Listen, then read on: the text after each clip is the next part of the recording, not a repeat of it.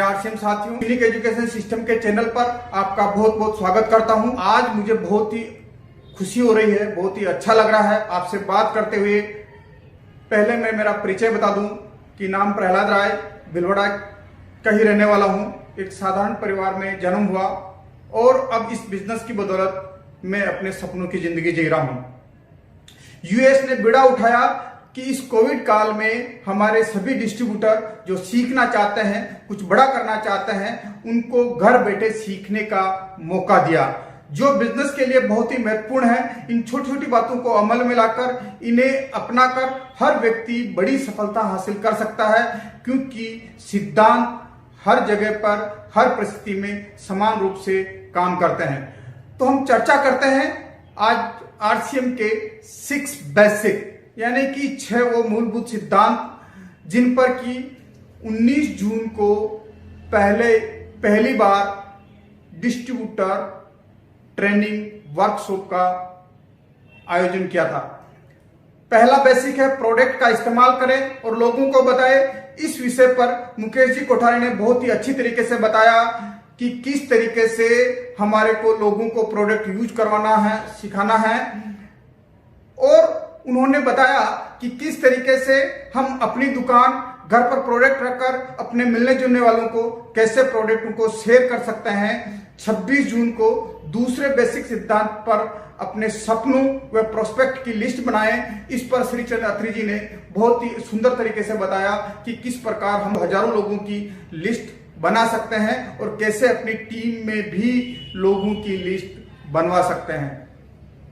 तीसरे सिद्धांत के ऊपर कॉन्टेक्ट एंड इनवाइट पर सुजीत कुमार सिंह जी ने बहुत ही शानदार तरीके से बताया कि अगर हमें लोगों को कांटेक्ट करना है और उनको मीटिंग, सेमिनार या प्लान के लिए अगर इनवाइट करना है, तो हमें कैजुअल तरीके से नहीं, एक प्रोफेशनल तरीके से बात करनी होगी और हमारे को प्रोफेशनल बनना होगा।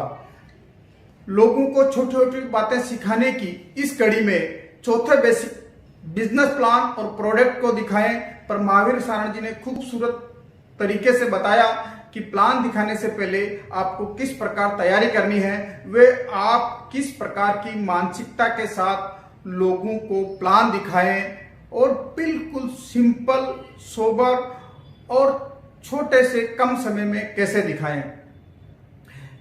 5वें बेसिक की अगर हम बात करें तो 48 घंटे में फॉलोअप करें। इस पर सुरेंद्र जी वत्स ने बहुत ही अच्छी तरीके से फॉलोअप के बारे में बताया, किस तरीके से हम फील, फेल्ट और फाउंड के द्वारा लोगों को कैसे ऑब्जेक्शन हैंडलिंग करने में और कैसे प्रोस्पेक्ट को ज्वाइनिंग के मूड पे लाने पे हम काम करें।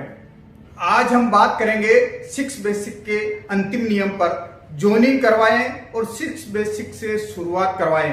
अभी तक हमने जो भी प्रक्रिया की वो सभी हमारे छोटे छोटे माइलस्टोन थे। असल में तो बिजनेस उसकी ज्वाइनिंग करवाने के बाद ही शुरू होता है। सहमत है ना आप मेरी बात से? बहुत बार क्या होता है ना कि हम बहुत सारी चीजों पर फोकस करते हैं, लेकिन कुछ एक सिंपल चीजें जिनको फोकस किया जाए तो हमारा बिजनेस को टोटली बदल के रख देती है। लेकिन ऐसी छोटी छोटी चीजें हमसे छूट जाती है और उनमें से एक है नई डिस्ट्रीब्यूटर की शुरुआत। ये भी उन्हीं में से एक है। हम जानते हैं कि ज्वाइनिंग करवाना एक बड़ा काम है। कभी कभी ये कुछ दिन भी लग सकते हैं, तो कभी कभी हफ्ते भी लग सकते हैं एक ज्वाइनिंग में। लेकिन एक बहुत बड़ी ट्रेजेडी है, दुर्भाग्य है कि जो ज्वाइनिंग इतने दिनों में, इतने हफ्तों में, इतने महीनों की मेहनत के बाद आई है, 90% लोग उस ज्वाइनिंग आ गई तो उसकी केयर करना बंद कर देते हैं।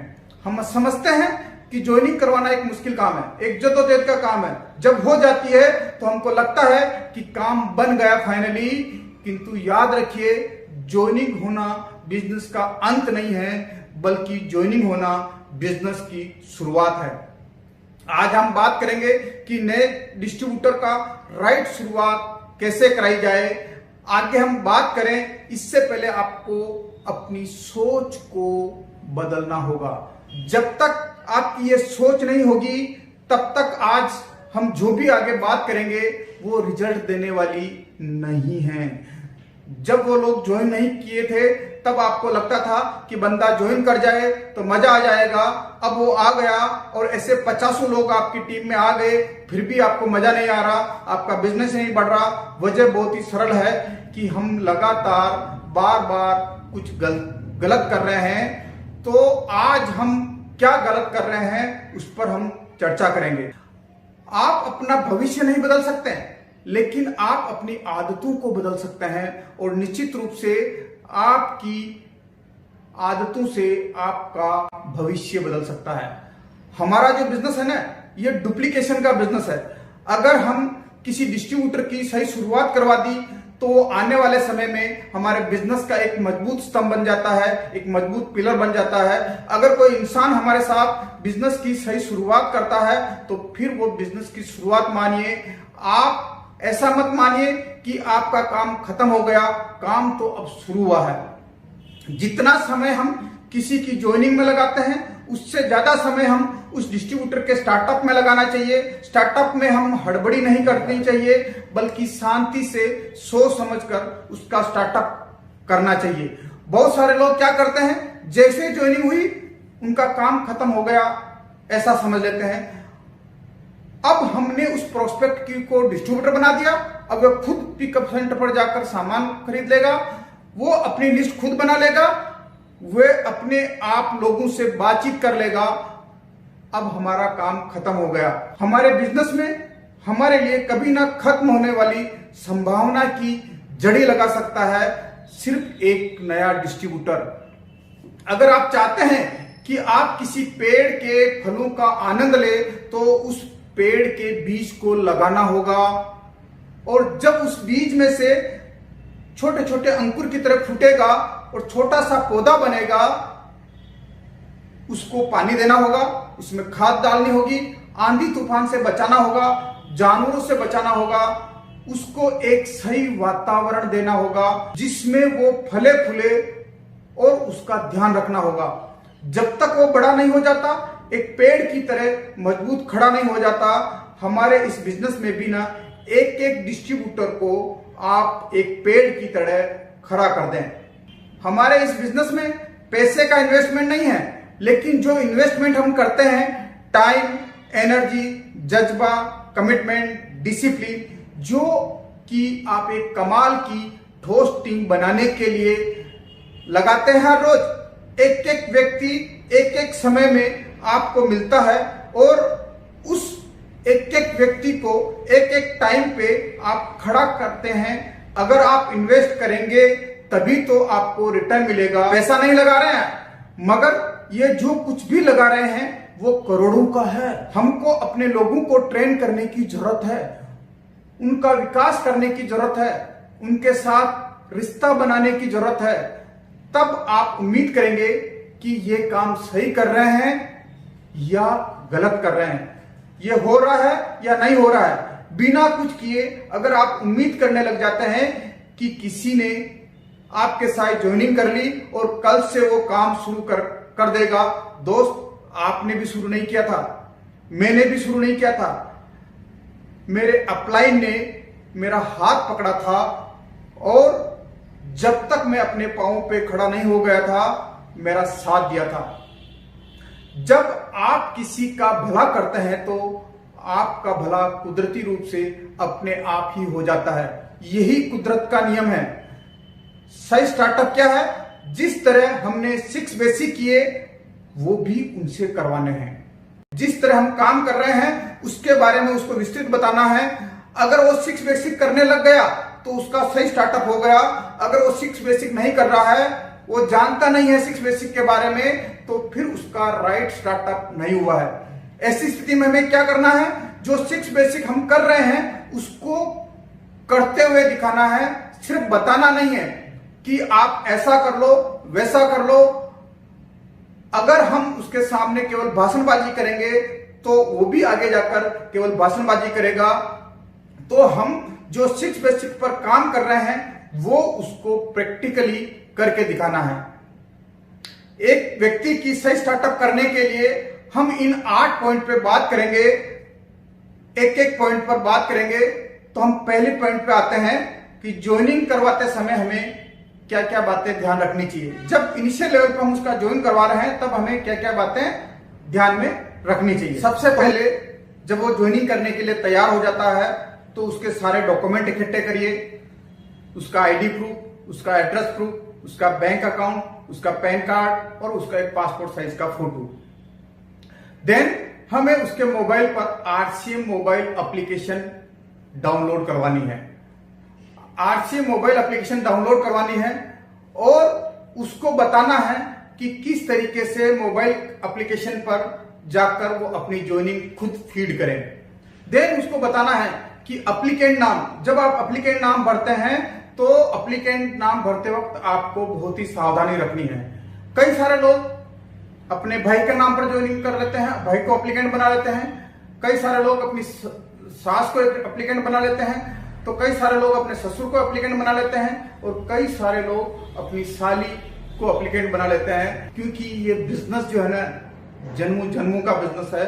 तो अगर वो व्यक्ति के साथ अगर किसी तरह का कोई चैलेंज है तो सबसे पहले हमें एप्लीकेंट किसको रखना है ये हमारे को तय करना है। देन इसमें प्रपोजर का महत्व क्या है, स्पॉन्सर नंबर यानी कि जिसके नीचे बिजनेस उसको ज्वाइन करवाना है उस व्यक्ति का स्पॉन्सर नंबर डालना है और फादर हस्बैंड नेम में लेट, श्री, श्रीमती या इस तरह का हमारे को कुछ नहीं लगाना है। एंड नॉमिनी का नाम पैन कार्ड, यानी कि पैन कार्ड के ऊपर अगर हम बात करें तो उसको बताना पड़ेगा कि एक निश्चित अमाउंट के बाद पैन कार्ड अगर आपका फीड नहीं है तो आपका टीडीएस जो है 20% कटेगा। या हम इसको यूं बात करें तो आरसीएम से जो भी पैसा आता है वो 1 नंबर का पैसा आता है और उस पैसे के ऊपर टीडीएस कट के आता है। अगर आपका कमीशन कुल 20,000 या इससे ज्यादा बना तो उस पर 20% टीडीएस कटेगा। देन उसको बैंक अकाउंट, पासबुक और हिंट क्वेश्चन और पासवर्ड के बारे में सभी बारे में उसको डिटेल से बात करनी। लगभग 1 घंटा आपको आधा घंटा तक इस आरसीएम की मोबाइल एप्लीकेशन के बारे में उसके साथ बैठ के डिस्कस करना है। देन हमें करना क्या है कि जब हमने उसकी ज्वाइनिंग फीड करवा ली, देन उसके 2 से 3 दिन के बाद हमें एक उससे अपॉइंटमेंट लेना है और वेलकम मीटिंग रखनी है। जब हम वेलकम मीटिंग करने के लिए उसके घर पर जाएं तो सबसे पहले आरसीएम की वेबसाइट के बारे में पूरी जानकारी देनी है कि अगर उसको कोई प्रोडक्ट ऑनलाइन डायरेक्ट परचेज करना है तो वो कैसे कर सकता है, कैसे ऑर्डर करवा सकता है। अगर उसके कहीं मिलने जुलने वाले अगर कहीं बाहर रहते हैं तो उसके यहाँ पर उनको रजिस्टर्ड बायर बनाकर किस तरीके से उनके वहां पर वो प्रोडक्ट भिजवा सकता है। देन प्रोडक्ट के बारे में उसको पूरा वेबसाइट में बताना है। मीडिया के अंदर जो प्रोडक्ट के कई प्रमोशनल वीडियो पड़े हैं उनके बारे में बात करनी है उनको। डायरेक्ट सेलर का मैसेज जो कि हमारे एमडी श्री टीसी छाबड़ा जी के द्वारा दिया जाता है या कंपनी की कोई भी नई इंफॉर्मेशन मिलती है तो डायरेक्ट सेलर मैसेज के माध्यम से मिलती है। तो डायरेक्ट सेलर के मैसेज को कैसे देखा जाए। अगर उसकी लिस्ट कहीं बाहर है तो बाहर के एरिया में पिकअप सेंटर कहाँ है तो डिलीवरी सेंटर्स के बारे में भी उसको बताएं कि डिलीवरी सेंटर वो कैसे देख सकता है। देन हमें उसको मार्केटिंग प्लान के बारे में पूरी जानकारी देनी है। उसको इस मार्केटिंग प्लान से इनकम कैसे आती है ये भी हमें सब चीजें उस वेलकम मीटिंग में क्लियर कर देनी है और उसको कुछ टूल्स देने हैं। टूल्स में आप कौन कौन से टूल्स देंगे, marketing plan book, product catalogue, कुछ किताबें और कुछ वीडियो आप उसको रिकमेंड करेंगे। क्योंकि उनके पास बिजनेस रिलेटेड टूल होना बहुत ही जरूरी है कि जब आप उनके साथ नहीं होते ना तब भी ये टूल काम करते हैं। क्योंकि नेटवर्क मार्केटिंग के बारे में या आरसीएम के बारे में मार्केट में बहुत सारी भ्रांतियां हैं।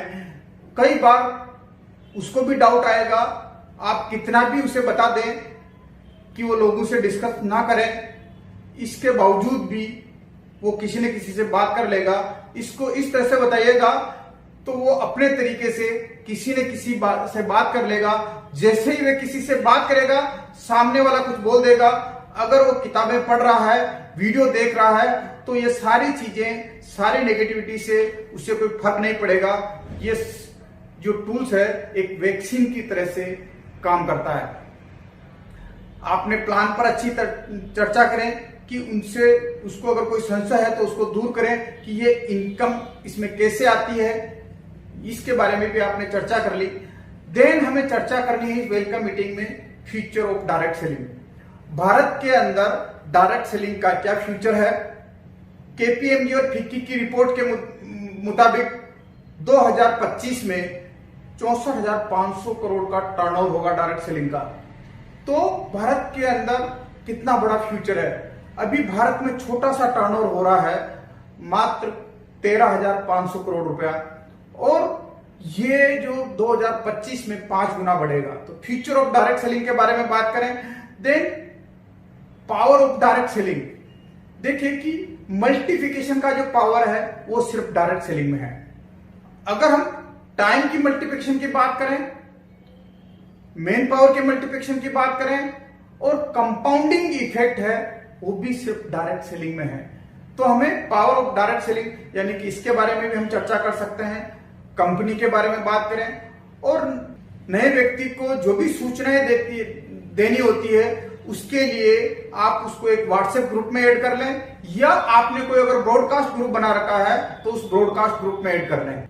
आपको सूचना देने के लिए उसको व्हाट्सएप ग्रुप में ऐड कर लिया। अब उससे बात करनी है कि हमारे सिस्टम की मीटिंग के बारे में। देखिए कि एक मीटिंग जो है ना, उसमें कई गुना ऊर्जा भर लेती है, उसके कई विश्वास को बढ़ा लेती है। जब वो स्टेज पर जाकर लोगों को सुनता है, लोगों से रिलेट करता है, जब ये कर सकता है तो मैं भी कर सकता हूं, और उसको ये मीटिंग जो है उसका विश्वास को कई गुना ज्यादा बढ़ा लेती है।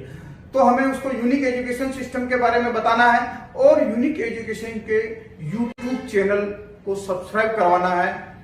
हमारे साथ कौन कौन से वेंडर्स हैं और उन वेंडर्स के कौन कौन से यूट्यूब चैनल है, जैसे कि न्यूट्रीचार्ज के यूट्यूब चैनल के बारे में, गुड डॉट के यूट्यूब चैनल के बारे में, हरी संजीवनी के यूट्यूब चैनल के बारे में, हेल्थ गार्ड के यूट्यूब चैनल के बारे में, और की सोल के यूट्यूब के चैनल के बारे में, ये भी हमें उसके बारे में पूरा उसको नॉलेज देना है।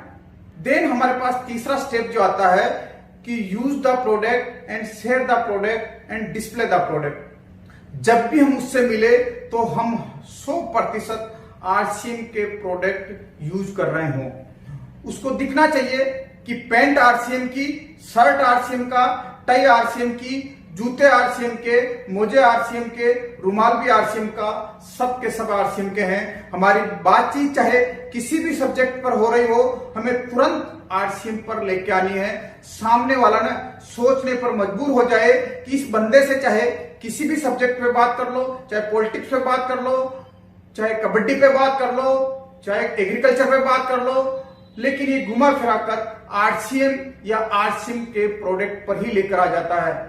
हमें पूरी तरीके से कॉन्शियसनेस के साथ ध्यान रखना है उससे बातचीत करते समय। जब भी आप किसी नए व्यक्ति से बात करें तो धर्म, राजनीति और सेक्स पर कभी भी बात नहीं करें। पहले बेसिक में ही डिस्प्ले द प्रोडक्ट की बात आ जाती है तो उसको किसी न किसी बहाने आपकी टीम में किसी ने अपनी दुकान का ओपनिंग किया है, या फिर आप अपने घर पर लेकर आ जाएं, घर पर बुला लें उसको। आपने जो अपनी दुकान घर पे बनाई हुई है उसको दिखानी है। तो ये पहला बेसिक केवल हमें बताना नहीं है, पेपर पर लिखकर देना नहीं है, कार्ड देकर बताना नहीं है, बल्कि जो आप प्रैक्टिकली कर रहे हैं उसको करते हुए दिखाना है। जैक मा बोलते हैं कि हमारे पास कभी भी पैसों की कमी नहीं होती, हमारे पास कमी होती है सपने देखने वाले लोगों की, जो अपने सपनों के लिए मर सके। अब हम बात करते हैं चौथे स्टेप की, make a list of dream and prospect. ऐसे ही जब हम सपनों और प्रोस्पेक्ट की लिस्ट बनाने की बात करेंगे तो आपके पास भी लोगों की लिस्ट बनी हुई होनी चाहिए। ऐसे ही उसको अपनी ड्रीम बुक दिखाकर उसके सपनों के बारे में बात करनी चाहिए। उसको क्या क्या ड्रीम है, वो गाड़ी लेना चाहता है, बाइक लेना चाहता है, लैपटॉप लेना चाहता है, अच्छा सा मकान बनाना चाहता है, बच्चों की अच्छी एजुकेशन चाहता है, या फिर परिवार के साथ कहीं बाहर कहीं घूमने जाना चाहता है, उसके क्या क्या ड्रीम है उसके साथ बैठकर उसकी लिस्ट बनवानी है। उसके सपनों को लिखना बहुत ही महत्वपूर्ण काम है। इस बिजनेस से उसके लक्ष्य को हासिल करने के लिए उससे ये 2 सवाल जरूर पूछने चाहिए और उसका उत्तर भी जानना चाहिए कि आने वाले अगले 3 महीने में, 6 महीने में, 1 साल में, 3 साल में, 5 साल में इस बिजनेस से वो कितनी इनकम की उम्मीद रखता है। और दूसरा सवाल, अगले 3 महीने, 6 महीने, 1 साल, 3 साल, 5 साल में इस बिजनेस से कौन कौन से सपने पूरे करना चाहता है। उसको डायमंड क्लब के बारे में बताएं, वाइटल पिन लेवल के बारे में बताएं, ताकि उसका अगला लक्ष्य क्या है हमें भी पता चल जाए और उसका भी अगला लक्ष्य बन जाए। उसको दिखाएं और बताएं कि ये मेरी ड्रीम लिस्ट है, जो मैं इस बिजनेस से कुछ तो मेरे पूरे हो गए और बाकी के मैं बहुत जल्दी ही इसको पूरा करने वाला हूं। आप सीरियस हैं तो अब हम बैठकर आपकी लिस्ट बनाते हैं और साथ बैठकर उसके प्रोस्पेक्ट की लिस्ट बनवानी है। तो सबसे पहले हमारे को लोकल की लिस्ट बनवानी है, फिर 30 से 50 किलोमीटर के एरिया की लिस्ट बनवानी है, उसके बाद 50 से 300 किलोमीटर के एरिया की लिस्ट बनवानी है, और अंतिम लिस्ट पूरे भारत में जहां कहीं भी उसके जान पहचान के लोग हो, उसके रिश्तेदार हो, उसके दोस्त हो, तो उसकी लिस्ट बनवानी है। इस प्रकार हम केवल बोल कर नहीं, अपितु हमने प्रैक्टिकल अपनी ड्रीम बुक और प्रोस्पेक्ट की लिस्ट दिखाकर हमने कैसे बना रखी है वो सारी चीजें बताकर प्रैक्टिकल करके दिखा दिया ना, नहीं कि बोलकर। यानी कि हम जो भी काम कर रहे हैं उसको हमें प्रैक्टिकल करके दिखाना है। देन अब हमने प्रोडक्ट यूज करने के बारे में बता दिया, मेक ए लिस्ट उसके बारे में बता दिया। देन अब हमारे पास आता है कि जो हमने लिस्ट बनाई उस लिस्ट में से वो लोगों को कांटेक्ट कैसे करें, लोगों को इनवाइट कैसे करें।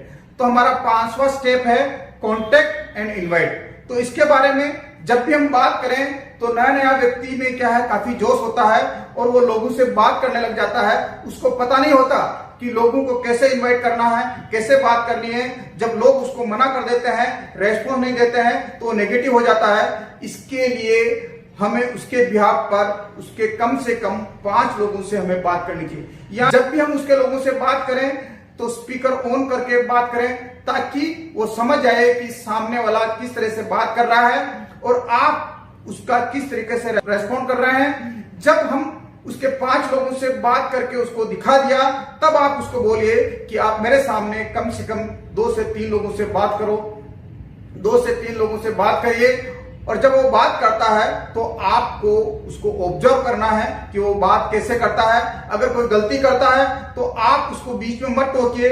जब उसकी बात खत्म हो जाए तो सबसे पहले उसको एप्रिशिएट कीजिए और फिर उसको बताइए कि थोड़ा सा ये सुधार कर लेना तो बहुत अच्छा होगा। अब हमने उसको फॉलो में कांटेक्ट एंड इनवाइट के बारे में प्रैक्टिकली करके दिखा दिया। और इस कांटेक्ट इनवाइट पर हमको बहुत ही काम करने की जरूरत है, क्योंकि अधिकांश लोगों के विकेट यहीं पर उड़ते हैं। जो लोग जब वो लोगों से बात करता है, लोग उसका मजाक उड़ाते हैं या कहते हैं कि तू तो फंस गया, क्या तेरे को यही काम मिला क्या करने को, क्या ये काम तेरे स्टैंडर्ड का है।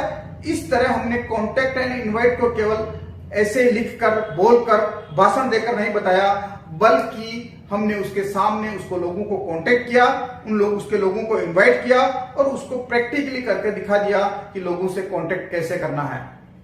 तो 6वां स्टेप आता हमारा प्लान और प्रोडक्ट दिखाना। 6वां स्टेप आता हमारा का प्लान और प्रोडक्ट दिखाना। तो हमारी टीम में ऐसा कल्चर होना चाहिए कि हर नए ज्वाइन होने वाले व्यक्ति की लिस्ट पर कम से कम 5 लोगों को प्लान, उसका प्रपोजल दिखाए, जो कि उसको इस बिजनेस में लेकर आया है। अगर प्रपोजल भी नया है तो उसका एक्टिव अपलाइन उसके साथ में उसके 5 लोगों को प्लान दिखाए।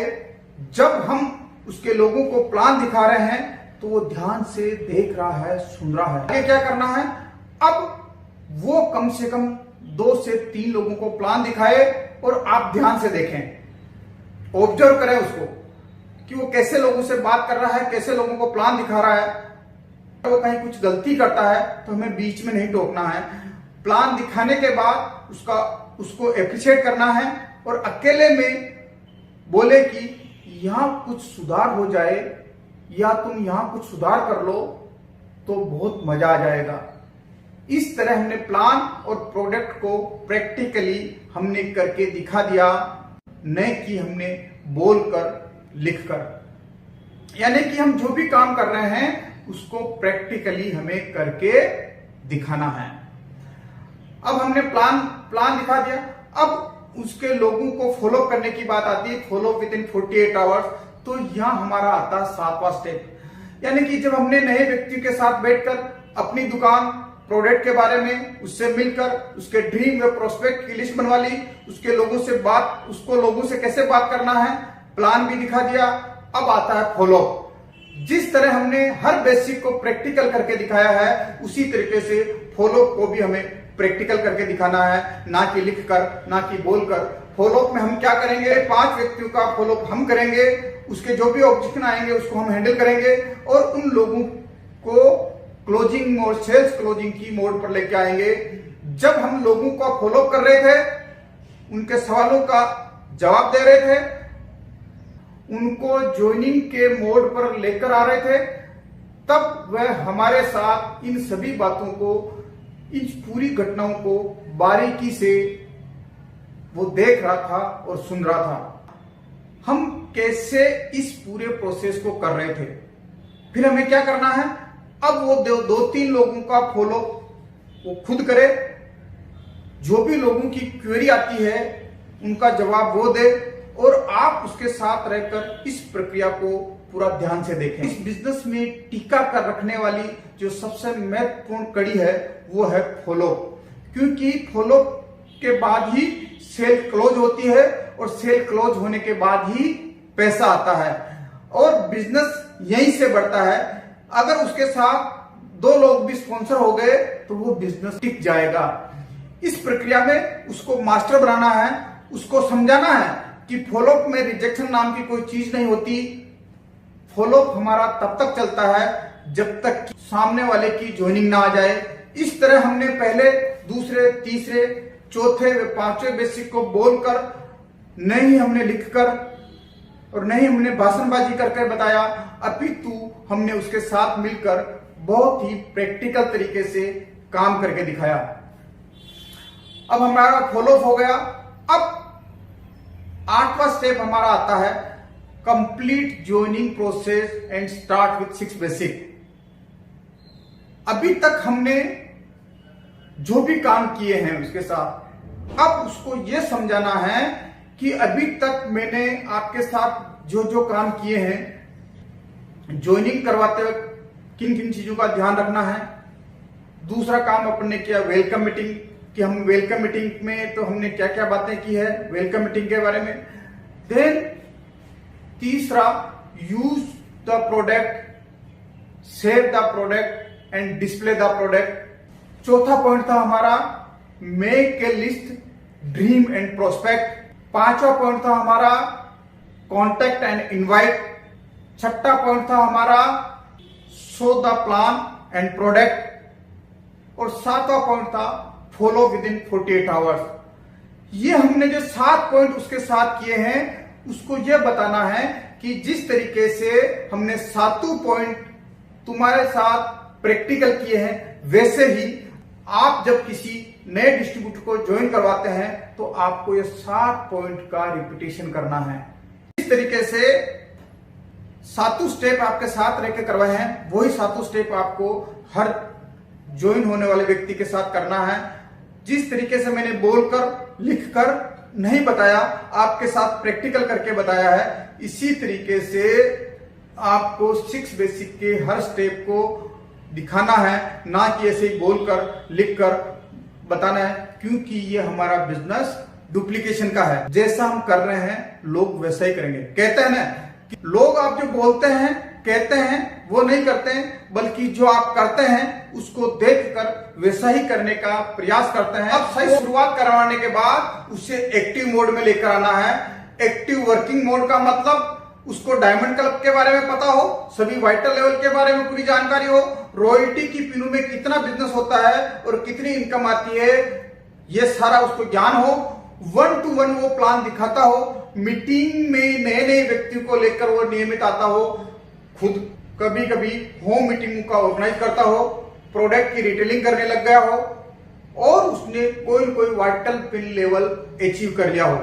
जब उसने वाइटल पिन लेवल अचीव कर लिया तो उसका स्टेज पर सेलिब्रेशन हो गया हो, तो समझो डिस्ट्रीब्यूटर एक्टिव वर्किंग मोड में आ गया है। तो हमने जो भी बातें की, इसका मोरल, स्टोरी का मोरल क्या है, या हमने जो भी बातें की उसका मोरल क्या है?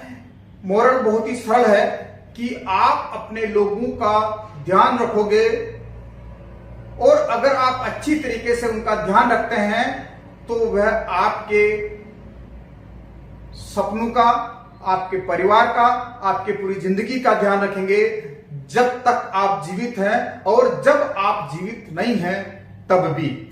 शिव खेड़ा जी का एक कोटेशन है कि विजेता कोई अलग काम नहीं करते, लेकिन विजेता हर काम को अलग ढंग से करते हैं। मैं इसको एक बार वापस रिपीट करना चाहता हूं, विजेता कोई अलग काम नहीं करते हैं, लेकिन विजेता हर काम को अलग ढंग से करते हैं। तो मुझे आशा है, मुझे पूर्ण विश्वास है कि आप आज से आपकी टीम में हर आने वाले नए डिस्ट्रीब्यूटर की सही शुरुआत करवाएंगे और अपने इस बिजनेस में बहुत बड़ी ऊंचाइयों के मुकाम पर जाएंगे। Thank you. जय आरसीएम।